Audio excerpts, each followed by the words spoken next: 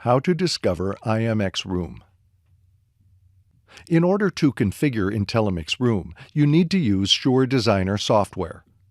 Open up Designer Software. Note these changes in Designer version 4.5. Locations have been renamed as Rooms.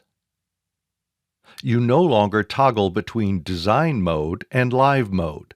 Instead, the room type Room Design converts to Room Live when the design changes are deployed to your devices. Finally, templates are replaced by the Save a Copy function for both types of rooms. You'll be able to discover any instances of IntelliMix Room by going to the Online Devices page. You can see one instance of IntelliMix Room on the Online Devices page.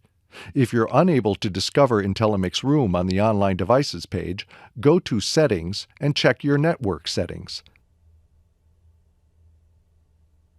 Make sure that the control network that IntelliMix Room is using, as shown in the Systems Tray app, is the same as the network that Designer is using.